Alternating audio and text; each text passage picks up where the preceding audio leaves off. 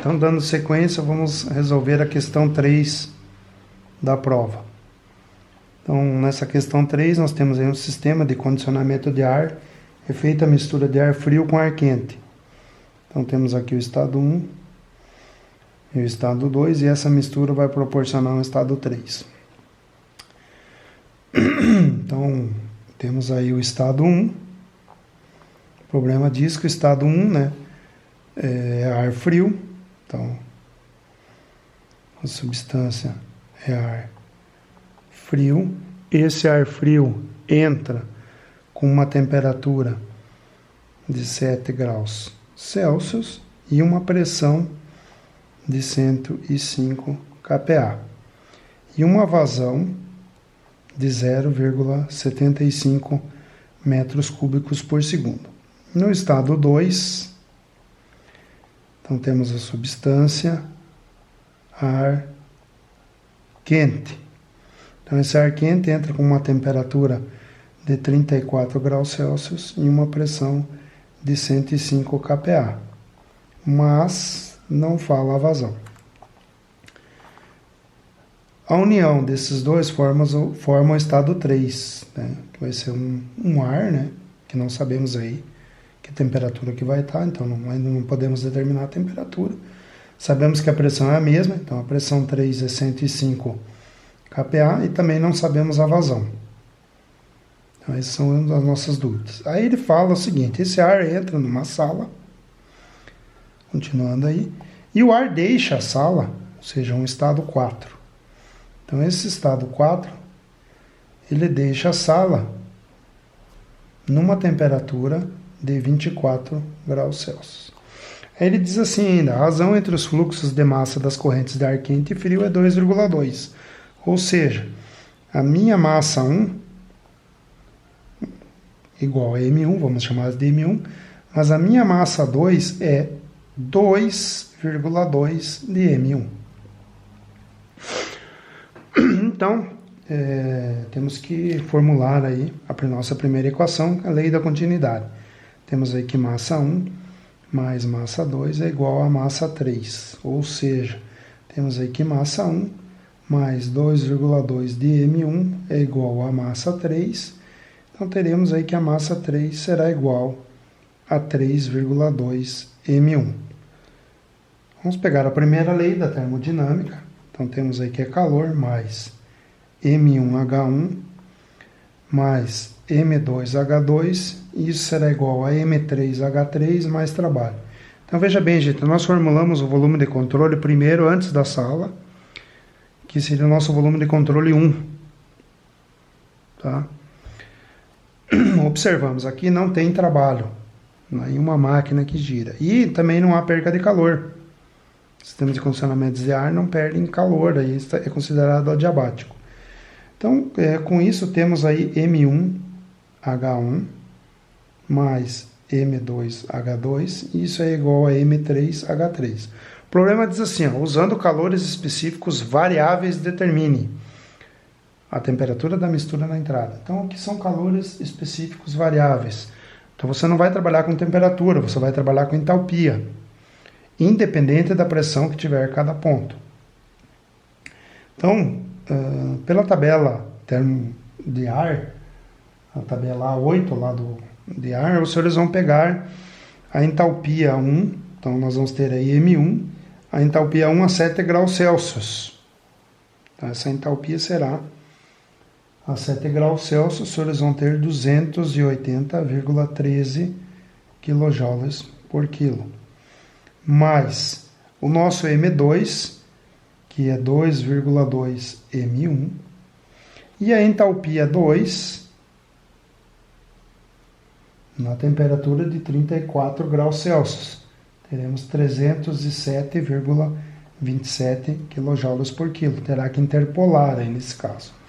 O nosso M3, então, que está aqui, né? Então teremos aí que é 3,2 de M1 e vezes o quê? A entalpia 3. Então, através dessa entalpia 3, é que vamos obter a temperatura 3. Então, a M1 Podemos simplificar, porque está nos 3 membros, né? Corta eles. E vamos obter que a entalpia 3 será igual, né, a 298,78 kJ por quilo.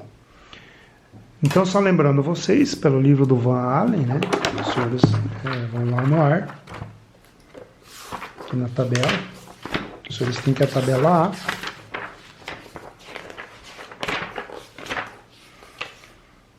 Então, aqui na tabela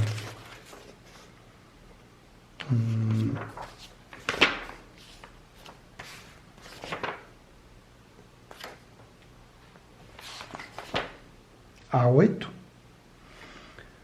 Então, temos aqui a tabela A8, oxigênio. Tabela A7, perdão.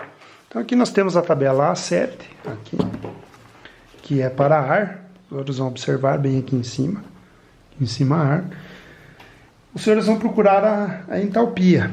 Então, vamos só pegar aqui. A nossa entalpia, ela é 298,78. Então, na terceira coluna, os senhores vão ver aqui, 298,78 está entre 298,15 e 300 Kelvin. Então, os senhores têm lá em 298,15 Kelvin, aqui no caso a temperatura. A entalpia é 298,62. Aqui nós temos 298,78. Eu quero obter a temperatura 3. E aí em 300 Kelvin, nós teremos aí 300,47. Você pode até dizer, por que a gente não interpola, né? Não, aliás, perdão, não tem que interpolar, não considera os 298,15, porque essa diferença, gente, é muito grande. Você veja bem, 298,15 e 300, né, é uma diferença relativamente grande. Então, vamos ter, interpolando aí, os senhores vão obter que a temperatura será de 298,6 Kelvin. Tá? Um pouquinho mais, um pouquinho menos, mas nessa relação aí. Então, com isso, nós respondemos, então, a primeira parte, que é a letra A temperatura da mistura na sala.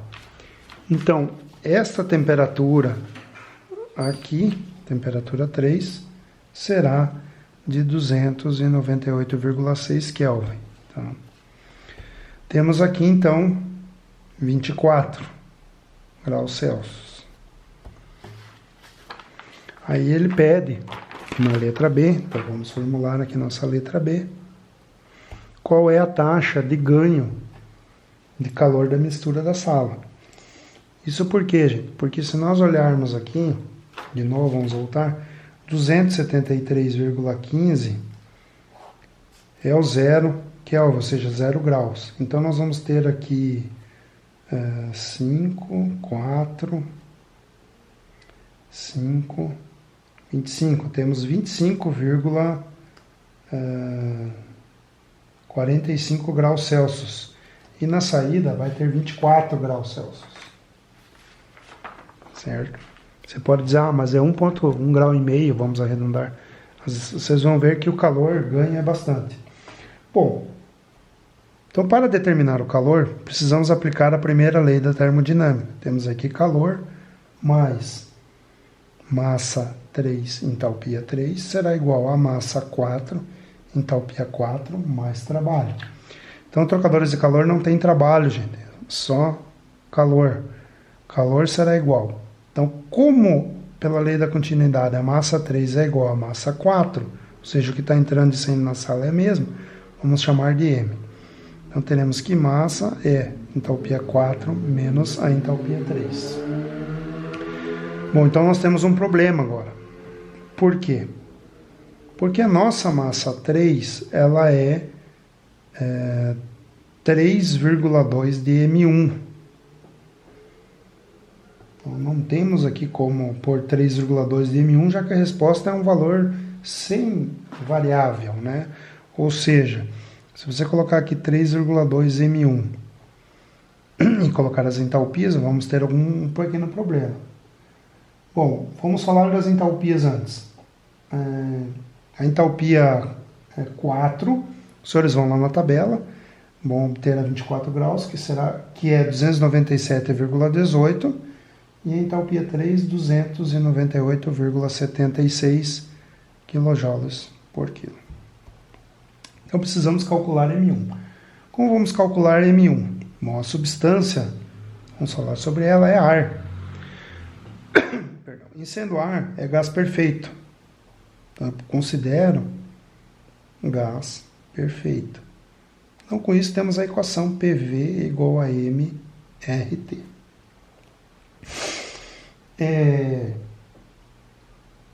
Voltando um pouco para trás ainda, a massa, ela pode ser definida por volume dividido pelo volume específico. Então, se eu observar aqui, eu tenho volume e massa. O volume, nós temos. O estado 1 nos deu um volume. Então, através daquele volume do estado 1, eu consigo calcular a massa 1. Calculando a massa 1, eu calculo a massa 3 e, consequentemente, eu também calculo a massa 2, se quiser, que é 2,2 de M1. Então, tudo está embasado exatamente nesse volume específico 1, já que o volume é determinado pelo problema e é 0,75 metros cúbicos por segundo, que é o que está aqui. Bom, então, vamos lá. Temos que volume dividido por massa é igual a RT dividido pela pressão. O R, os senhores vão achar na tabela, termodinâmica, constante dos gases, né? Que é 0,287 kJ/kK. Então, por ser em Kelvin, a temperatura tem que ser em Kelvin. 7 mais 273,15 Kelvin. Dividido pela pressão, 105 kPa.